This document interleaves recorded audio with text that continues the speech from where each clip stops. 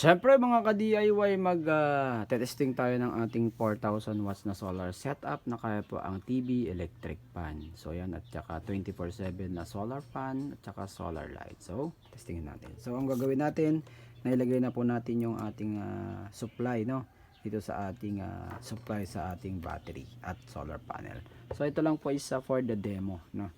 So kunwari ito po yung panel, kunwari ito yung battery. So isang supply na lang po ginawa ko. So yon natin ang ating battery.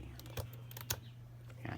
So makikita nyo dyan mga ka-DIY, makikita nyo may indicator na po na 13.5 and then battery. So ito po yung switch po nito, dito sa 12 volts. Tsaka dito po, no? Dito ang switch nya. So patayin natin. So i-on naman natin ang panel. Isa-isa lang. Yan.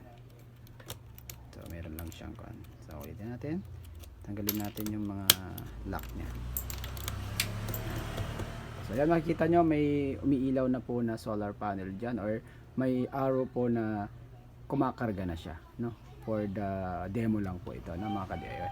So papanda rin naman natin paano ba operatein ng ating 4,000 watts solar setup. So napakadali lang po, no? Positive negative lang po dito sa ating solar panel po ito. Positive negative sa battery. So okay na po, no.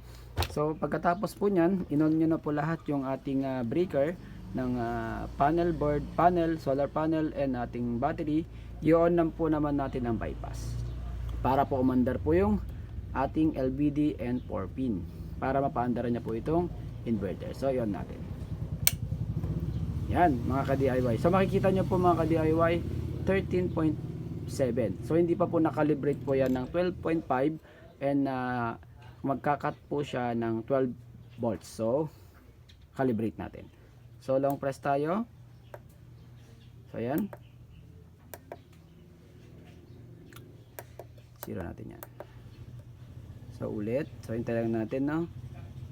So tignan natin yung low voltage disconnection niya, yung mamamatay po yung inverter.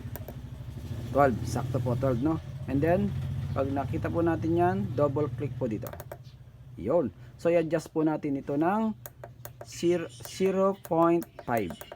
Sa baba natin ng 0.5 yan. Para 0.5 lang po yung kanyang arrival bago mag-cut off, no?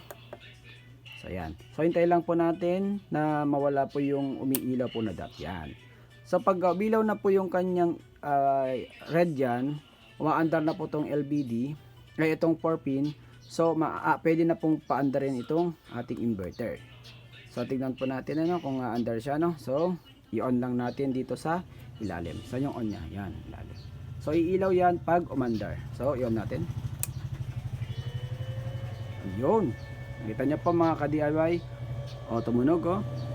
So yan. So tetesterin na po natin yung output mga ka-DIY. So testerin natin. Ito pong tester natin ay automatic.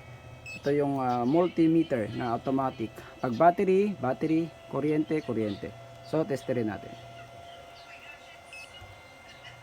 236 volts po siya. So napaka legit mga ka-DIY, no. May output na po siya na pwede pong paandarin sa ating appliances. And then i-on natin dito. So tingnan natin kung meron na pong voltahe dito sa battery or sa output dito sa 12 volts. So yan, 13.71. And then testerin natin din dito. Testerin natin. So tingnan nyo, testerin natin po dito. So yan, gumagalaw. So testerin natin. Yon, 13.15. Tapos yung kabilang terminal. Tingnan natin. Hindi rin makita. So dito na lang sa baba. Yan, 13.74. So napakaganda mga ka-DIY yung ating 4,000 solar setup kasi kaya po dito magpagana ng electric fan at saka TV po, no. Basta maganda po yung karga ng baterya. Pag hindi po naman kaya, recommended ko po na magkaroon kayo ng solar fan para pag hindi kaya, pwede nyo pong isupply dito yung solar fan, ay solar light, and then dito naman po yung solar fan na i-connect. Or pwede rin po dito. So yan lang ating video. Yan. Ang ating 4,000 solar setup. So napaka easy connection. plug and play, easy to install, easy to use. So, thank you for watching mga ka-DIY. God bless!